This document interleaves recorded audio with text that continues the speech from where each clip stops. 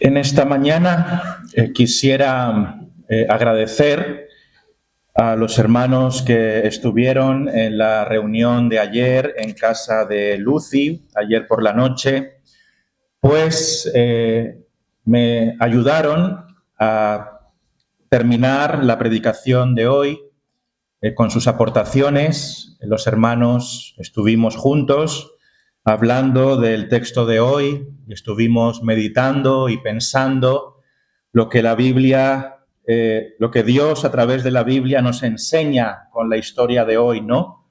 Entonces, en parte ha sido un trabajo de equipo y gloria a Dios por eso.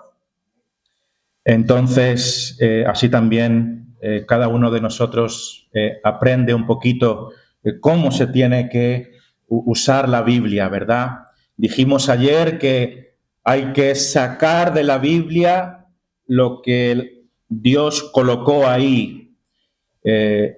Entonces, lo que no tenemos que hacer es nosotros colocar nuestras ideas dentro del texto, sino que el texto tiene que dictar lo que nosotros debemos decir. El 6 de enero de 1850, un joven inglés de 15 años estaba en medio de una tormenta de nieve que le obligó a entrar en una pequeña iglesia en Colchester, Inglaterra. Allí, en esa iglesia, bajo esa tormenta, un predicador muy sencillo, muy simple, expuso Isaías 45, 22, que dice: mirad a mí y sed salvos. A pesar de que este chico joven que estaba escuchando ese sermón había crecido en un hogar cristiano, este joven sufría una profunda angustia espiritual. Él estaba buscando una salida, él estaba buscando una solución, salvación para su alma, porque no encontraba paz. Había inquietud en su alma. Y ese predicador, que por cierto, ese predicador que estaba ese día ahí, no era el predicador principal que debía predicar ese día, porque ese pastor principal no pudo llegar al culto por el tema de la nieve y la tormenta, así que era un predicador sustituto, y parece ser que tampoco era un experto predicador, más bien era un hombre sencillo. Y ese hombre sustituto en aquella iglesia de Colchester, al no poder asistir el predicador principal, pues predicó un sermón muy simple que transmitía la idea de que había que mirar a Jesús para ser salvo. Había que mirar a Jesús para ser salvo.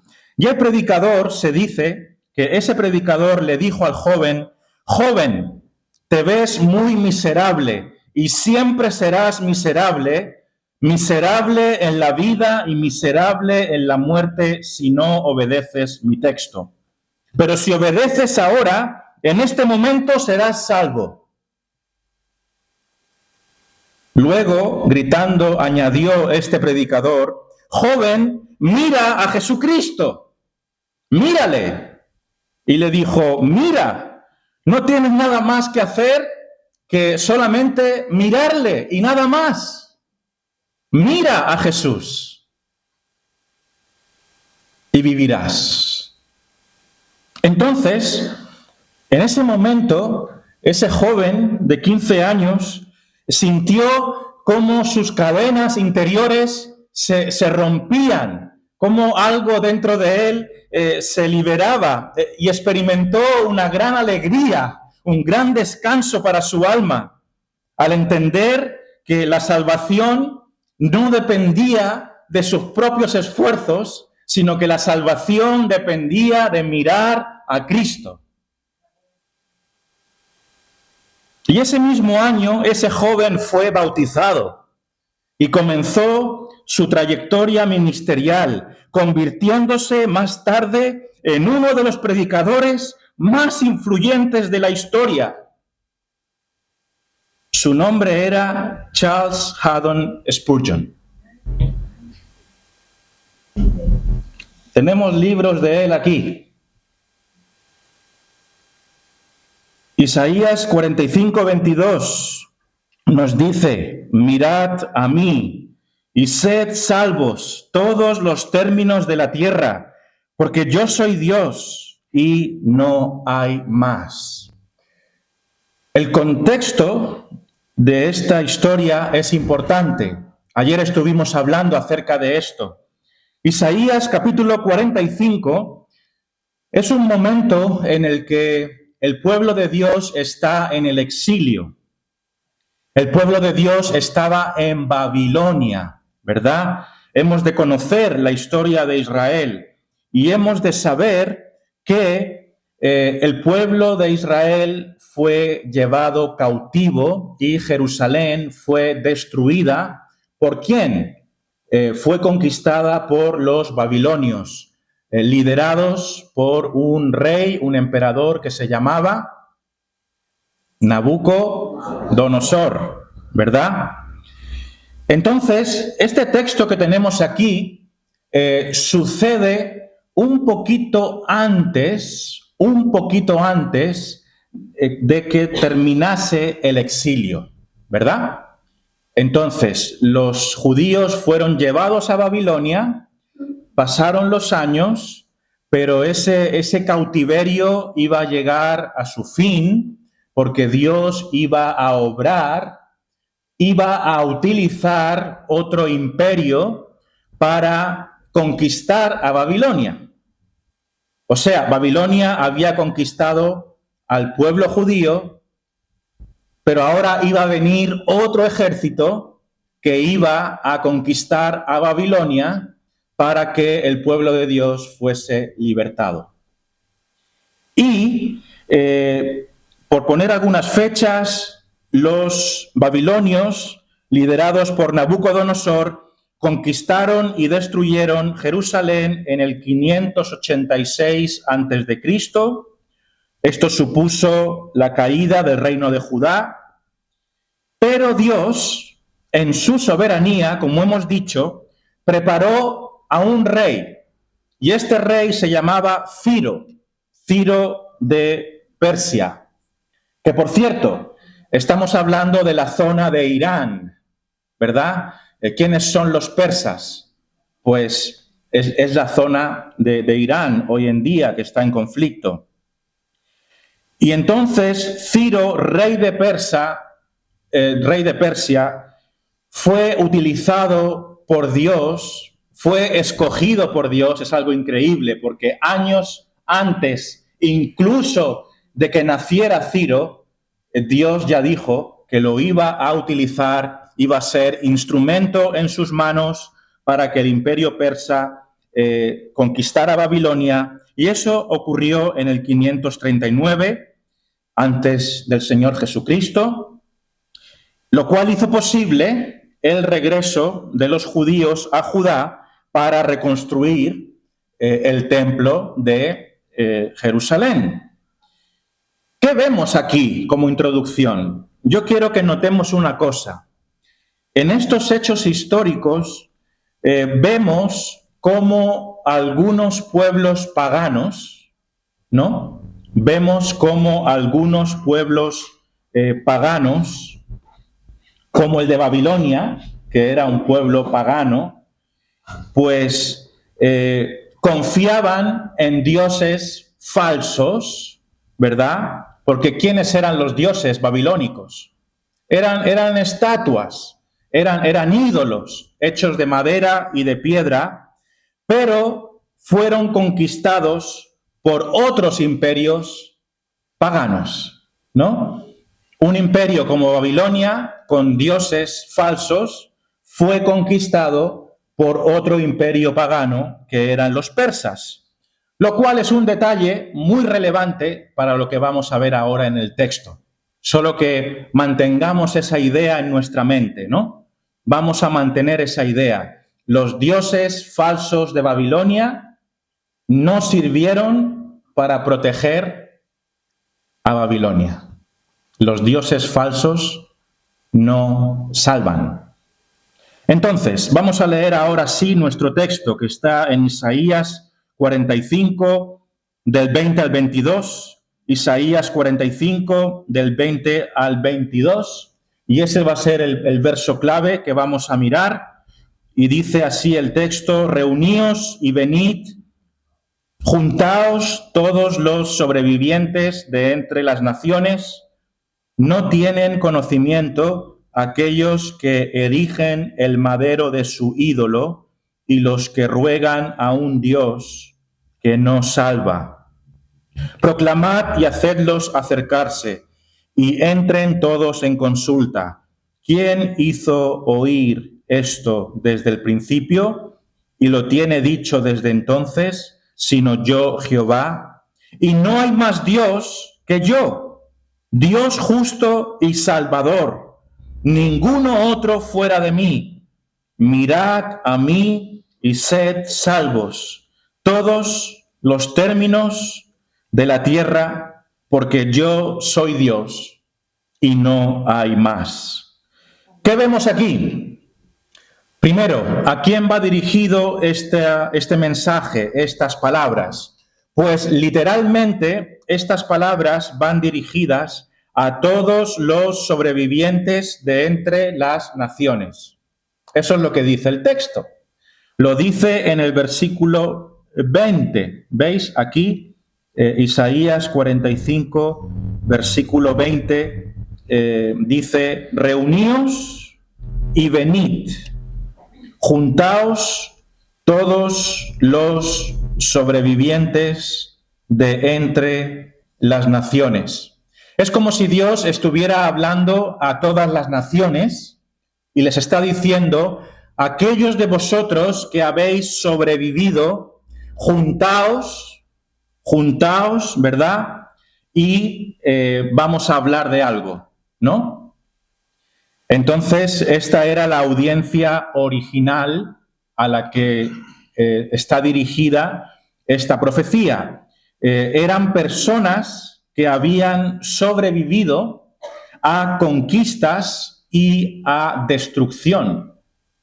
Eran sobrevivientes, eran fugitivos. Esto es bastante interesante porque, en otras palabras, estas palabras están dirigidas, en primer lugar, dicen los comentaristas, a gentiles. A gentiles, no solo a gentiles, porque también veremos que son palabras aplicables para Judá, para Israel. Incluso son palabras para nosotros, por supuesto que sí. Pero es importante entender que ¿quiénes eran todos los sobrevivientes de entre las naciones? Bueno, con estas palabras entendemos que había gentiles aquí, porque dice todos los sobrevivientes de entre las naciones. Se está hablando de todos los pueblos, ¿no? ¿Y qué pasa? Pues que en aquella época no solamente Judá, Israel, era invadida. Los otros pueblos también tenían guerras. Y como hemos visto, los babilonios fueron conquistados, ¿verdad? Vino Ciro y conquistó Babilonia. El imperio persa conquistó a los babilonios. Entonces, estas palabras son para los babilonios que fueron conquistados. Pero también son palabras para otras naciones paganas que también fueron conquistadas. ¿Y por qué? Porque Dios quería mostrar que no hay salvación teniendo ídolos como dioses.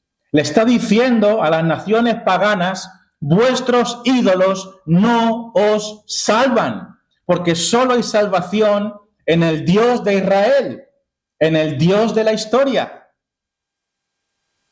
¿Veis cómo el contexto nos trae luz? ¿Y qué dice de estas sociedades paganas que confiaban en sus esculturas para que les protegiesen. ¿Qué dicen acerca de ellos?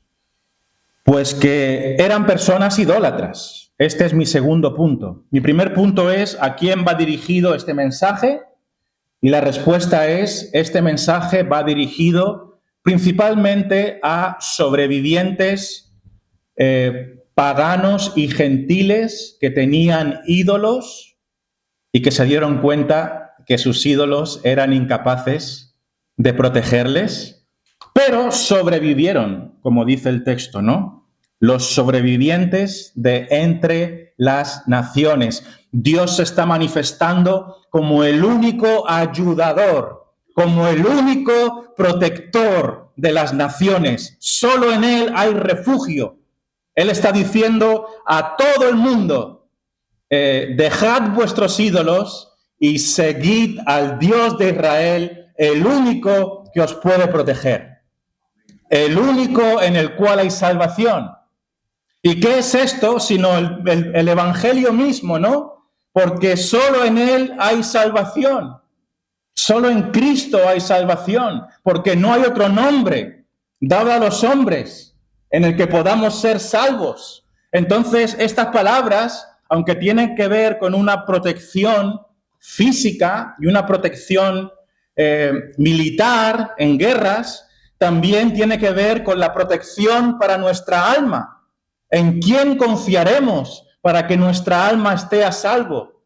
Solamente Dios puede protegernos, puede proteger nuestra alma. Entonces, este mensaje va dirigido a las sociedades paganas, como en la que vivimos, por ejemplo. España es un país pagano. Pero también era un mensaje para Israel, para el pueblo de Judá. Porque ¿qué le había pasado a Judá? Había sido conquistado, ¿no? Había sido conquistado, pero ahora estaba siendo salvado. El remanente de Israel estaba siendo traído a casa de nuevo, porque su Dios se encargó de liberarlos. ¿Cómo lo hizo? A través de Ciro, utilizando un emperador pagano. Entonces, el segundo punto sería que este es un mensaje para personas idólatras.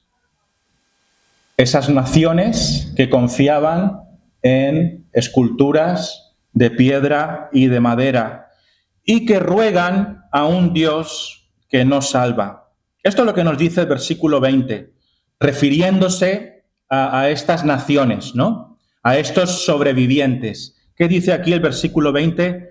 Dice que no tienen conocimiento aquellos que erigen el madero de su ídolo.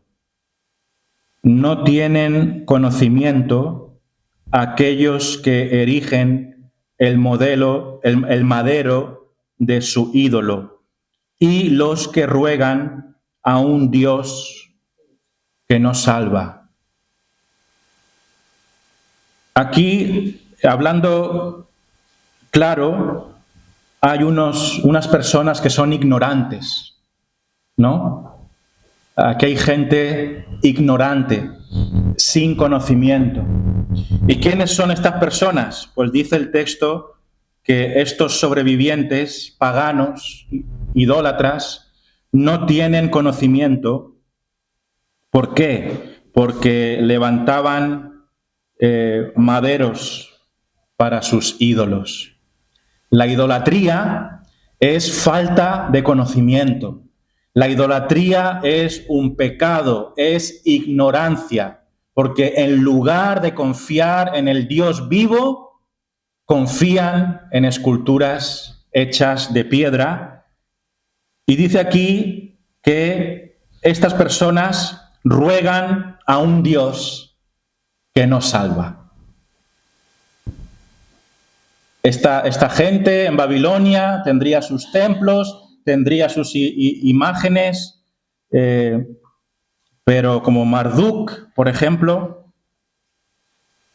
pero esas imágenes no servían para nada.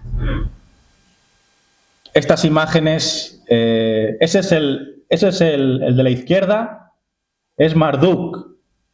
Se conoce como el dios de los babilonios, ¿vale? Entonces los babilonios confiaban en esto.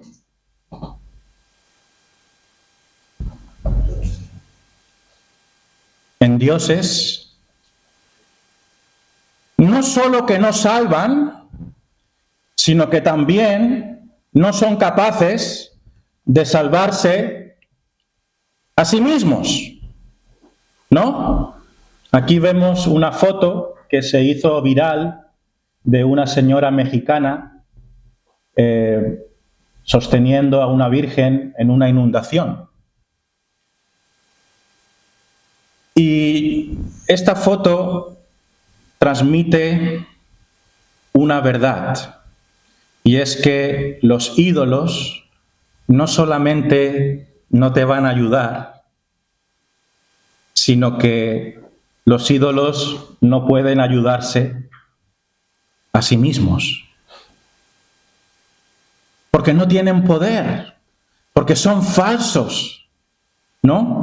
Y no podemos poner nosotros la confianza en ídolos. Solo hay un Salvador, solo hay un ayudador.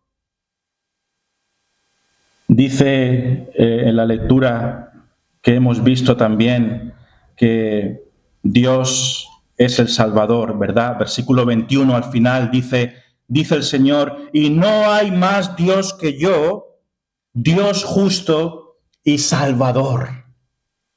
Dios es el único que nos puede salvar. Solo en Él podemos encontrar salvación para nuestra alma. Ayer vimos algo muy interesante también que tenemos que recordar, y es que cuando la Biblia habla de Dios como Salvador, no solamente habla de Dios como Salvador de nuestra alma y como Salvador del infierno y como Salvador espiritual de nuestro pecado. Cuando la Biblia habla de Dios como Salvador, también esa palabra Salvador tiene un segundo sentido, y es ayudador, protector. En nuestro día a día, Él es nuestro Salvador también. Porque ¿quién nos salva cada semana? ¿Quién nos salva cada día? ¿Quién nos salva cada fin de mes cuando tenemos que pagar nuestras facturas? Dios, el Dios vivo, es quien en el que podemos confiar, y es un Salvador de verdad, ¿verdad? No como estas tonterías. Solo hay un Dios que nos puede ayudar, y toda nuestra confianza tiene que estar en Él. Ahora bien, la gente no tiene, o sí, muchos tienen estatuas como estas, ¿verdad? En su ignorancia nos dice la Biblia que tener estatuas es falta de conocimiento. Es falta de conocimiento. Los que confían en estatuas no conocen al Dios vivo. Y son muchas las personas que viven así. Yo recuerdo visitar la casa de uno de mis tíos en Barcelona. Y estaba en la casa de campo y tenía como una salita por ahí y tenía un santoral, unas vírgenes, unas estatuas puestas ahí. Y yo cuando vi eso, pues me entristeció, ¿no? Qué pena, cuánta ignorancia. Gente confiando en que esas estatuas de yeso van a protegerles, van a cuidarles. Y es una gran realidad en nuestro entorno. Pero no solo eso, ¿no? Hay más ídolos.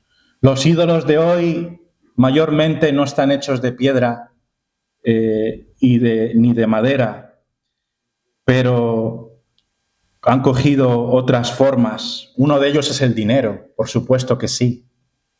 Ese es uno de los ídolos por excelencia. La gente piensa que al tener muchos euros en la cuenta de banco se sienten seguros. El dinero les va a proteger y viven para el dinero y aman el dinero y adoran el dinero y solo piensan en dinero. Estas personas no tienen conocimiento porque erigen el madero de su ídolo. El dinero es un ídolo. Y miramos a nuestro alrededor y vemos a gente que parece muy correcta y todo lo demás. Y claro que sí, son simpáticos, pero su ídolo es el cuerpo. Su ídolo es el bienestar. Para eso viven, para eso se esfuerzan. Para eso van al gimnasio, para verse bien, porque su ídolo es la apariencia. Y esto no son tonterías, hermanos. Esto es lo que hay en el corazón de las personas. Yo ahora cuando voy por los polígonos, me maravillo de ver cuántos CrossFit hay. Han salido como champiñones, ¿no? CrossFit, CrossFit, CrossFit. Y está bien, podemos ir al gimnasio. Seguramente debería yo ir más de lo que voy. No estamos diciendo que ir al gimnasio esté mal. Hay que hacer ejercicio, somos templo del Espíritu Santo, no honra a Dios, ¿verdad? Comer mal, estar con un cuerpo no mantenido. Está bien hacer ejercicio, pero de lo que estamos hablando aquí es que hay gente que tienen a su cuerpo como su Dios. El reconocimiento y la fama. También hay dioses digitales. Un dios de nuestra época, un ídolo de nuestra época es el entretenimiento y la distracción digital, ¿no? Todo el día en la tablet, vídeo aquí, vídeo allá, y eso es lo que nos apasiona, eso es lo que amamos, solo queremos estar con eso es lo que nos gusta. Eso es idolatría, porque en lugar de encontrar nuestro tesoro y en lugar de que nuestro afecto y en lugar de que lo mejor de nosotros sea para Dios, regalamos lo mejor de nosotros a YouTube o a lo que sea. Y nos queda un Dios más, quizá el más importante, el Dios yo, ¿no? El Dios yo. Anteayer estuvimos en la Plaza de España y hubo una exposición con las pinturitas que algunos hermanos hacen. Y fue muy bueno porque uno de los mensajes decía, ¿en quién podemos confiar? ¿En quién puedes confiar? Y el hermano explicaba, ¿puedes confiar en la gente? Y la respuesta del público era, no. Y después preguntó, ¿y puedes confiar en tu familia? Y la gente se quedaba así y decía, no, tampoco. Y incluso dijo, ¿y puedes confiar en tu esposa?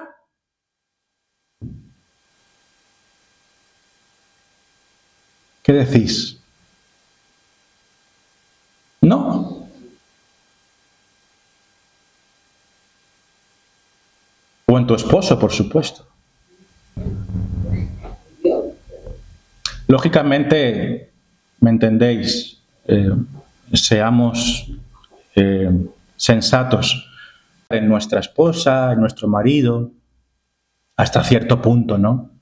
Pero ellos también nos fallan. Ellos también pueden pecar y traicionarnos. Y la gente que no tiene a Dios, ¿tú crees que confían? No quiero generalizar, porque en la gracia común de Dios hay matrimonios muy unidos, ejemplares en la gracia común de Dios. Pero dicho eso, también hay matrimonios que no se fían un pelo de su pareja, que se ponen los cuernos cada semana. Y es una gran realidad. No podemos confiar.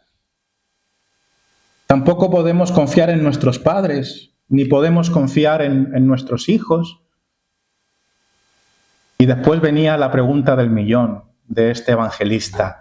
Decía, pero la gente normalmente llega a la conclusión de que solamente hay una persona en la que pueden confiar. Y dicen, en mí. Yo solo confío en mí mismo.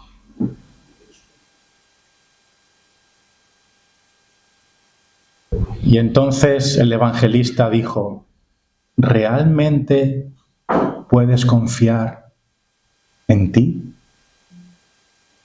No, claro que no. Y dijo, bueno, el 1 de enero, los que confían en sí mismos se proponen ir al gimnasio, dejar de fumar, porque confían en sí mismos. Y el día 10 de enero ni van al gimnasio y están fumando como carreteros. Entonces, la pregunta es, ¿en quién podemos confiar? Solo hay uno en el que podemos poner nuestra confianza. Y ese es nuestro Señor Jesucristo. En nadie más. Él nos va a proteger. Él nunca nos va a fallar. Él va a estar con nosotros ahora y siempre. Él es la roca de nuestra salvación.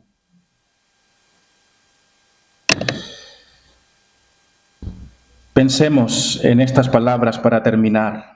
Mirad a mí y sed salvos todos los términos de la tierra, porque yo soy Dios y no hay más. ¿Qué hay que hacer para ser salvados? Y aquí podemos hablar de ser salvos en estos dos sentidos, ¿no? ¿Cómo puedes tener tu alma salvada para siempre? Salvada del pecado, protegida del pecado, salvada en el cielo, no ir al infierno. ¿Cómo puedes salvarte? Mirando a Dios, mirando a Cristo. Mirad a mí y sed salvos, ¿no?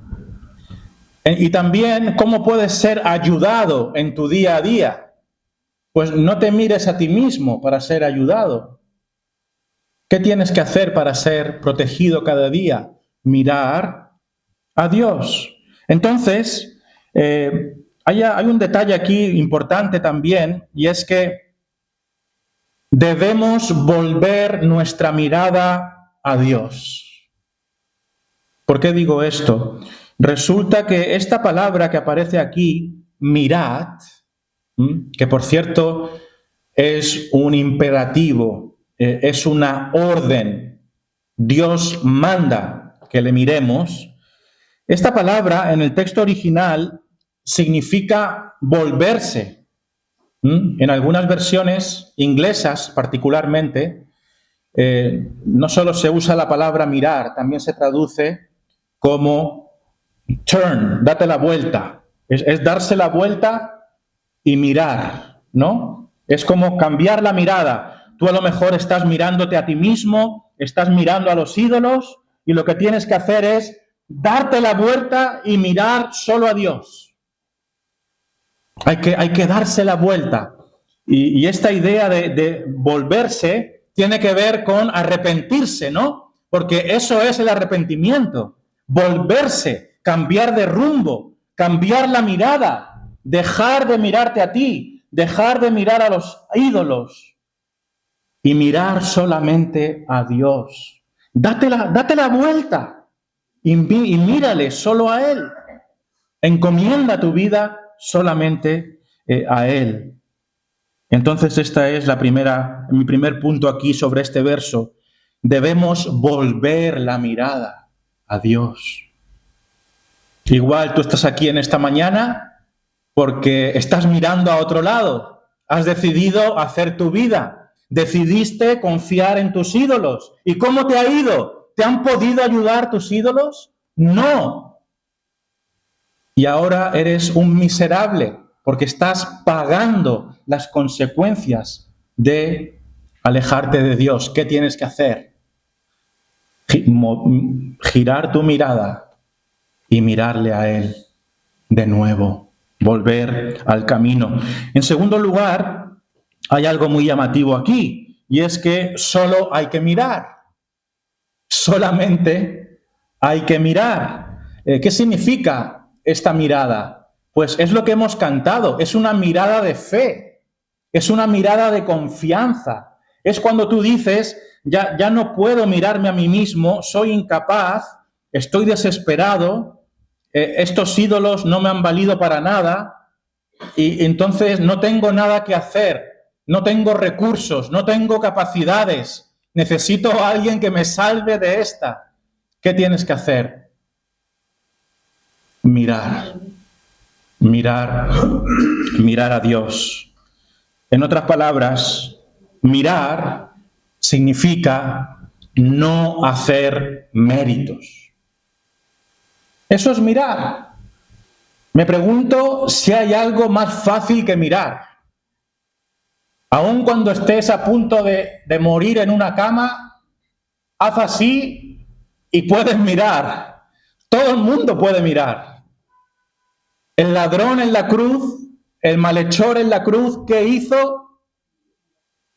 Miró a aquel que podía salvarle. Y ese malhechor dijo a Jesús, acuérdate de mí cuando vengas en tu reino. Y el Señor Jesucristo le dijo, de cierto te digo, que hoy estarás conmigo en el paraíso. Amén. ¿Qué tuvo que hacer? Mirar a la cruz. Y fue salvo. No es el único ejemplo, ¿verdad? También nos acordamos, como ayer dijimos, la serpiente de bronce en el desierto. ¿Os acordáis? La serpiente de bronce en el desierto, cómo había esas serpientes venenosas que estaban hiriendo a la gente, estaban atacando a la gente, pero Dios dijo que había que levantar una serpiente de bronce en un asta para que cualquiera que la mirara fuese sanado. Números 21:9 dice, y Moisés hizo una serpiente de bronce y la puso sobre un asta, y cuando alguna serpiente mordía a alguno, esa persona miraba, ahí está la palabra, ¿veis? Miraba a la serpiente de bronce y vivía. Eso es lo que tenemos que hacer. No puede haber salvación más fácil que esta. Dios no te está pidiendo grandes esfuerzos, grandes rezos, grandes rituales. Solo te está diciendo, miradme a mí hoy y seréis salvados y seréis protegidos. Qué precioso evangelio, ¿no? ¿Alguna religión dice esto? Mirad y sed salvos. El peor de los pecadores puede ser salvo hoy. El más degenerado, el peor violador, el peor ladrón, el peor de todos, puede ser salvo mirando a la cruz. Precioso evangelio. Y tú también. Tú también puedes mirar a Cristo y vivirás. Continúo ya terminando. Dios es el Salvador de todas las naciones.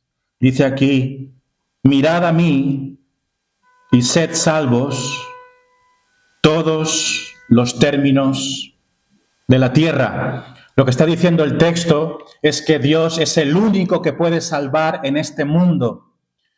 Sea de donde sea la persona, sea la raza que tenga, sea la religión que tenga, solo tiene que mirar a Dios en Cristo y será salvado para siempre. Es el Dios de las naciones, ¿no? El Dios de la Biblia está diciéndole a todas las naciones, a los hindús, a los católicos, a los musulmanes, a los evangélicos, no hay Dios fuera de mí. Lo que tenéis son ídolos que no salvan, son ídolos que no responden a las oraciones, pero hay un Dios vivo que responde y que actúa. Dios es el Salvador de todas las naciones. Estas palabras también nos enseñan que podemos ir a Cristo, podemos ir a Dios directamente, ¿no? Dice, venid a mí. ¡Wow! Este Dios Salvador nos está diciendo, venid a mí. No hace falta pedir cita, no hace falta ir a través de un secretario, no hace falta ir a través de un santo, no hace falta, por supuesto, ir a través de una virgen. Dios está diciendo, venid a mí directamente. Tenemos acceso al trono de la gracia directamente. Hay gente que dice, pídele a Dios por mí. No. Lo que tú tienes que hacer es ir directo a los pies de Cristo. Venid a mí. Y dice aquí, para acabar, no hay otro Dios. Dice aquí el texto, ¿no? Versículo 22. Mirad a mí y sed salvos todos los términos de la tierra, porque yo soy Dios y no hay más. Yo soy Dios y no hay más. Dios proclama de sí mismo que es el único Dios verdadero y lo demás es falso. Esta declaración no es muy bienvenida en la actualidad, ¿no? Pero Dios lo dice. Yo soy el único Dios y lo demás todo es falso. Aquí hay una buena pregunta que creo que mi hijo me la hizo una vez. Es una buena pregunta, honesta y válida. ¿Por qué el Dios de la Biblia, o por qué el Dios de los cristianos, algo así, es el verdadero y no otros? Es una buena pregunta, ¿no? Habiendo tantos dioses, habiendo tantas religiones, al final todo el mundo puede decir que su Dios es el que vale, ¿no? Es una buena pregunta. Bueno, creo que hay dos respuestas que podemos dar a esa buena pregunta. La primera es que los cristianos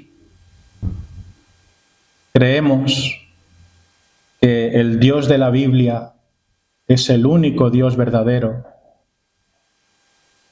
porque ha ocurrido algo dentro de nosotros que nos da una certeza inamovible y lo sentimos en todo nuestro ser y por eso lo afirmamos, porque el Espíritu de Dios está dentro de nosotros. Amén. Y no podemos hacer otra cosa porque es lo que sentimos y estamos seguros porque Dios ha colocado esa certeza. Dice la palabra de Dios que el Espíritu de Dios da testimonio a nuestro espíritu de que somos hijos de Dios. Amén.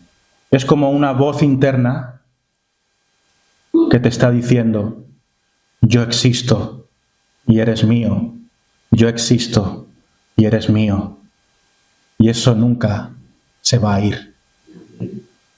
Esa sería una parte de la respuesta. Pero quiero dar otra respuesta. ¿Por qué Dios dice aquí que Él es el verdadero Dios?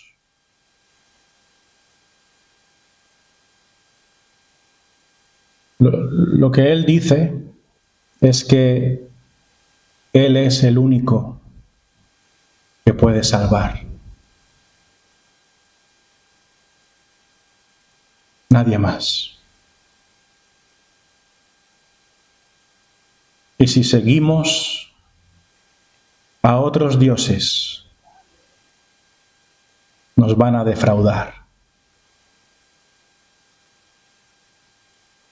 Si sigues tu propio camino,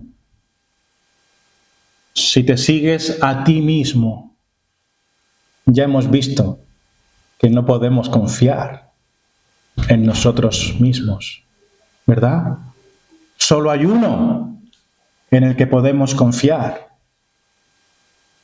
Entonces, los creyentes hemos vivido la fidelidad de Dios en nuestra propia carne. Y hemos experimentado cómo otros dioses nos fallan. Y todos nos han fallado.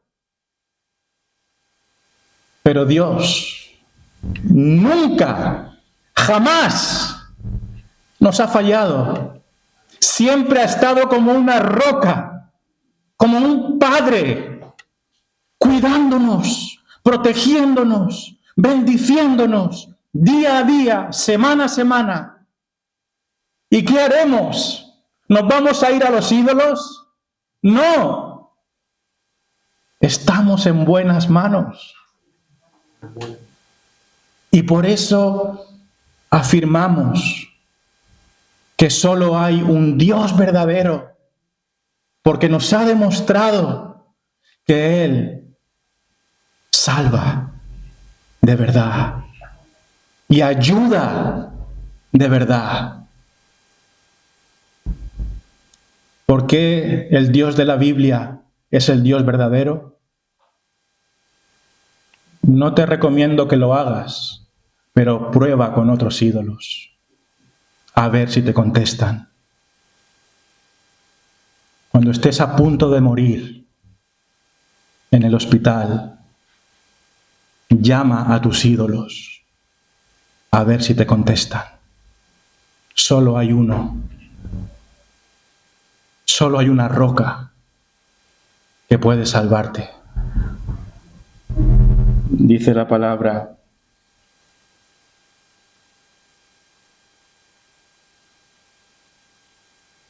que estas personas ruegan a un Dios que no salva, pero nosotros rogamos a un Dios que sí lo hace. Amén.